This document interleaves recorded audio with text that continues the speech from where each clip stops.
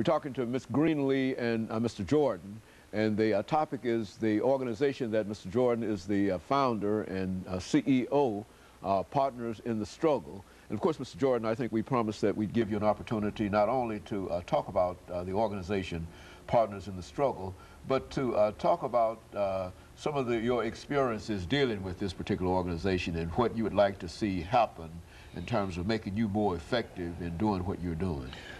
Well, first of all, as far as making the organization effective, I think the families whose loved ones have been murdered, they must come out and be active.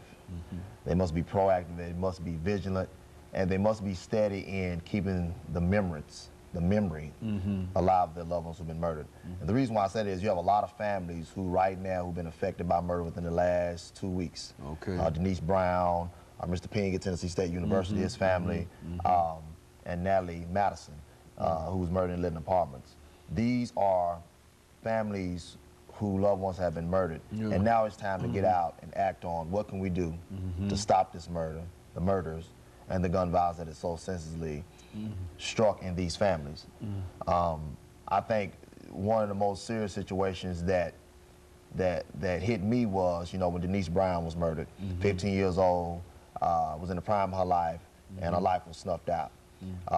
The young man who committed this act, you know, was a young African-American male.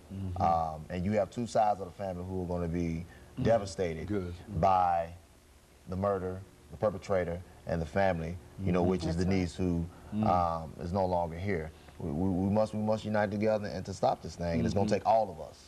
It's going to take all of us. And of course, Ms. Greenlee, you came out and then became a part of the organization Partners in the Struggle as a result of Mr. Jordan. Why don't you talk about how you became involved in this organization? Well, early on I was saying, you know, I've kind of noticed early on in the early 70s all the violence was going on. It wasn't as serious as it is in the early 2000s. But recently, you know, it had been coming so potent with me, these killings. And every morning I had, back in the early 2001, I really started noticing how the killings were just getting rapid, you know, and it was my young black kids. You know, all of them out there are really my kids. And I used to wonder, like, and I used to tell my mom, man, I'm getting where in the morning at 5 o'clock, I don't even want to turn the news on to see what the weather gonna be like, so I know how to dress. That's the reason I would turn the news on, not knowing every time I turn the news on, I'm gonna see some young man there that's laying out in the street with a tennis shoe over here because they had their brain shot out. And I used to want to have a son that was really struggling out there with the crime, the drugs, and the fast money lifestyle. And I was trying to, like, let him know about, you live that lifestyle, you're going to die that lifestyle. Never knowing that one day I'd turn the TV on and see would it be my son. But fortunately, December 8th, 2003, I didn't get to turn the TV on that morning at 5 o'clock like I always do.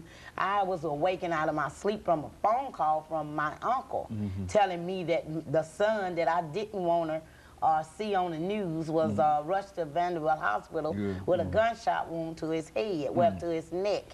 And that right there itself, it was 2 o'clock, so I had 3 more hours to turn the 5 o'clock news on, and that would have been my devastating moment of my time to click that remote.